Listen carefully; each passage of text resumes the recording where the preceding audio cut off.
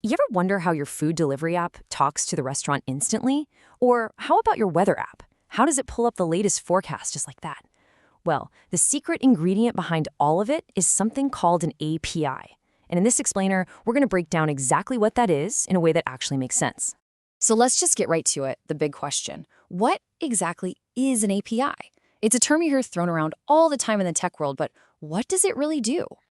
Okay, on paper, it stands for Application Programming Interface. Yeah, I know, it's a bit of a mouthful, right? It sounds super technical, but trust me, the idea behind it is actually surprisingly simple. And here it is. This is the best way to get it. For just a minute, forget all the technical jargon and just picture a waiter in a restaurant. This one little analogy is going to make everything click. This lays it all out perfectly. Let's walk through it. So in step one, you're the client. You're using an app, you've decided what you want, that's your order, your request. Then step two, the waiter, that's our API, takes your order and carries it to the kitchen. The API is the messenger. Next, step three, the kitchen, which we'll call the server, gets that order and starts preparing the food. And finally, step four, the waiter, the API again, brings the finished dish right back to your table. That's the response. It's really just a simple loop. You make a request, it gets processed, and you get a response. All right, so we get it. It's a messenger. But so what? Why is this such a big deal? Why has this one little concept completely revolutionized the way software gets built? And this slide just illustrates the difference perfectly. See, in the old days, if you wanted a specific feature, you basically had to build the entire kitchen yourself, from scratch. It was incredibly slow, a huge headache to keep secure, and an absolute nightmare to scale up. But now, with APIs, developers can just plug into powerful kitchens that already exist.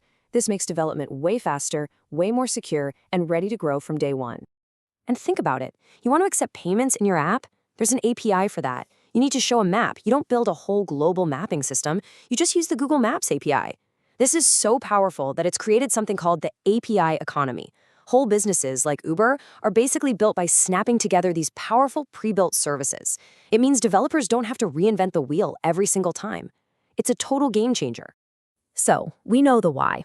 Now let's get into the how. On a more technical level, how does the waiter actually talk to the kitchen? What language are they speaking? Well, it all kicks off when your app sends a request, but this isn't just some random message. It's a very structured message sent using a universal language that pretty much all servers on the internet understand. This set of rules is called HTTP. And these are the specific kinds of orders the app can place.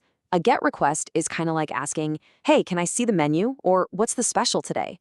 A POST is you placing a brand new order. Put would be like changing an order you've already made, and delete is, well, you guessed it, canceling the order. Each one has a very clear, distinct job. So once the server has the information you asked for, it packages it up and sends it back in a response. Now, this response is usually structured in a format called JSON. You don't need to worry about the name. Just think of it like a perfectly organized digital receipt. It's just simple text designed to be super easy for any app to read and understand. And you want to know the most amazing part of all this?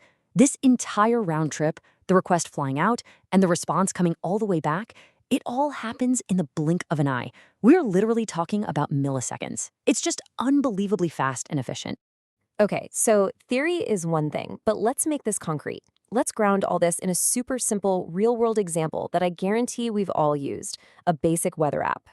Let's just follow the flow right here on the slide. So step one, you open your weather app. It immediately sends a GET request to a weather API, basically asking, hey, what is the weather in Delhi right now?